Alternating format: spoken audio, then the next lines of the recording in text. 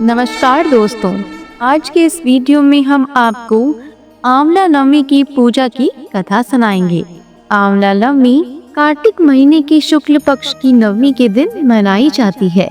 ऐसी मान्यता है कि इस दिन भगवान श्री कृष्ण गोकुल की गलियां छोड़कर मथुरा गए थे।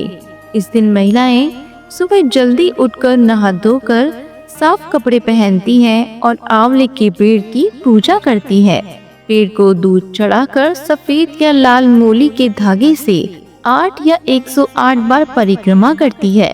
फिर साथ में बैठकर कथा सुनती हैं और पेड़ के पास ही भोजन करती हैं। ऐसी मान्यता है कि आंवला नवमी का व्रत औरतें संतान प्राप्ति और परिवार की सुख शांति के लिए करती है। चलिए कथा शुरू करते हैं। एक सेठ सेठानी थे।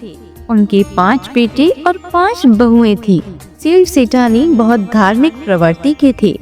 उनके पास इतना सोना चांदी और रुपया पैसा था कि उसे रखने के लिए कई नौकर चाकर थे। वे धन को गिनने की बजाय तराजू में तोला करते थे। सेठानी का नियम था कि वे रोज सुबह पूजा करके सोने का आंवला दान में दिया करती थी। उसके बाद ही खाना खाती थी।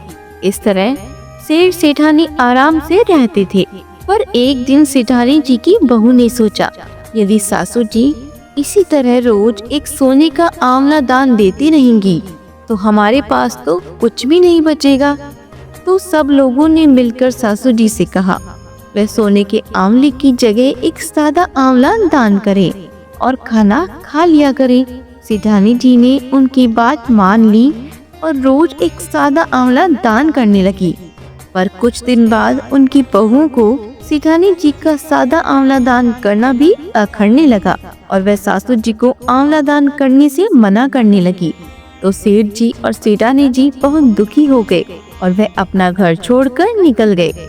दोनों चलते चलते एक जंगल में पहुंच जाते हैं और उस दिन सेठानी जी ने आंवला दान नहीं किया था, जिस कारण उन्होंने खाना भी नहीं खाया था।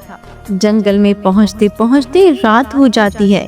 सेठानी जी और सेठ जी वहीं एक घने पेड़ के नीचे सो जाते हैं। सुबह उठकर देखते हैं कि जहां वे सोए थे वह भगवान की कृपा से एक सोने के आंवले का पेड़ आ जाता है। सेठानी जी ने उस आंवले के पेड़ में से एक आंवला तोड़कर दान किया और फिर खाना खा लिया और फिर वह दोनों वहीं अपने लिए एक घर बनाकर रहने लगे। धीरे धीरे सेठ जी का व्यापार बढ़ने लग जाता है और वापस उनके पास बहुत धन दौलत आ जाती है और सेठानी जी भी फिर से रोज एक सोने का आंवला दान करने लग जाती है। इधर सेठ जी और सेठानी जी के घर से निकलते ही उनके बेटे बहुओं में आपस में झगड़ा होने लग जाता है और इस कारण व्यापार में घाटा लग जाता है और सारी पूंजी खत्म हो जाती है। इसके चलते उन सबको मजदूरी करने के लिए घर से बाहर जाना पड़ता है।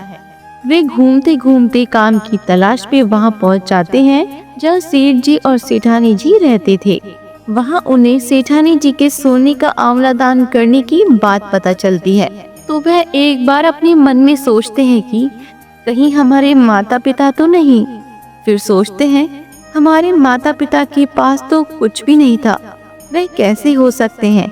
एक दिन वे सेठ जी को देख लेते हैं और उनके पास जाकर उनसे माफी मांगने लग जाते हैं और कहते हैं, हम पैसे के लालच में अंधे हो गए थे और हमने आपको घर से निकाल दिया, जबकि उस घर में सब कुछ आप ही की किस्मत का था।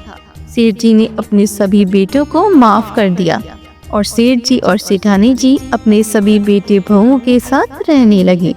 बोलो विष्णु भगवान की जय हो। आशा करते हैं कि आपको यह वीडियो पसंद आया होगा। इसी तरह की और भी वीडियोस को देखने के लिए हमारे चैनल को लाइक, शेयर एंड सब्सक्राइब जरूर करें। धन्यवाद।